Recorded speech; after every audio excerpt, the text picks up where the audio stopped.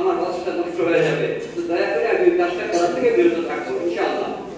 তাহলে আমি হযরত আসওয়াদকে দেখেছিলাম। হযরত আসওয়াদটা কোথায়? যে কাবার দরজা দেখতে পাচ্ছেন, দরজার পাশে যে কর্নার, এই কর্নারটার এই জায়গাতেই হযরত আসওয়াদ পাথরটা বসানো আছে। তাহলে এইখান থেকেই আমার কাবা তাওয়াফ আরম্ভ হবে ইনশাআল্লাহ। এখন রাতের বেলা আপনি বুঝলেন, কিভাবে আপনি বুঝবেন যে এটা হযরত আসওয়াদ? এখানে ওরা হাজরে আসওয়াদ বরাবর মসজিদুল হারামে অনেকগুলো একদম উপর থেকে নিচ পর্যন্ত ওই বিল্ডিং অনেকগুলো সবুজ বাতি লাগানো আছে, যাতে আপনি বুঝতে পারেন। আপনি দেখতে পাবেন সব মানুষকে ওই সবুজ বাতি বরাবর হচ্ছে, সবুজ বাতিকে পিছিয়ে রেখে আপনি হযরত আসওয়াদকে চুমু খাওয়া, টাচ করা অথবা ইশারা করে আমার কাবা তাওয়াফ শুরু হয় আলহামদুলিল্লাহ। তাহলে ওই যে আপনি মিকাত থেকে অথবা যখন নিয়ত করবেন তখন যে আপনি তালবিয়া বলতে শুরু করলেন, এই তালবিয়ার শুরুটা শেষ কখন হবে?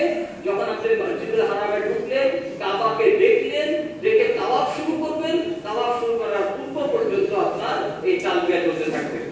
তাহলে এখন আমার কাবা তাওয়াফ শুরু করার পূর্বে আমাকে প্রিপারেশন নিতে হবে পুরুষদের জন্য। এই প্রিপারেশনটা নেওয়ার জন্য আপনি দোয়া করবেন আল্লাহর কাছে। প্রথমবার কাবা দেখার অনুভূতি অসাধারণ। সুতরাং একটু দোয়া করলেন আর তালবিয়াটা বন্ধ করে দিলেন। বন্ধ করে দিয়ে আপনার প্রিপারেশনটা নিয়ে আমার কাবা তাওয়াফ করতে চলেন। আমরা দেখি কিভাবে আমরা কাবা তাওয়াফ করব ইনশাআল্লাহ।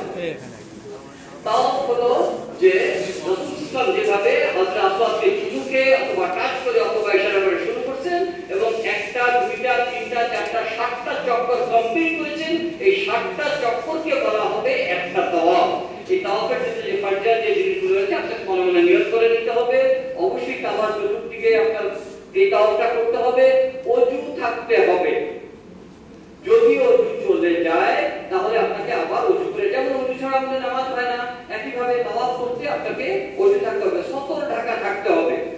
বলতে আলহামদুলিল্লাহ মহিলাদের খুব একটা অসুবিধা হয় না। আপনাদের পুরুষদের, আমাদের ভাইদের সতরটা অনেক সময় নষ্ট হয়ে যায়। কিভাবে? আমরা নিচে দিয়ে কাপড়টা পরছি, এখন আমাদের সতর নষ্ট হয় না। আমার হয়তো পায়জামাটা নাভির নিচে আছে বা প্যান্টটা নাভির নিচে আছে,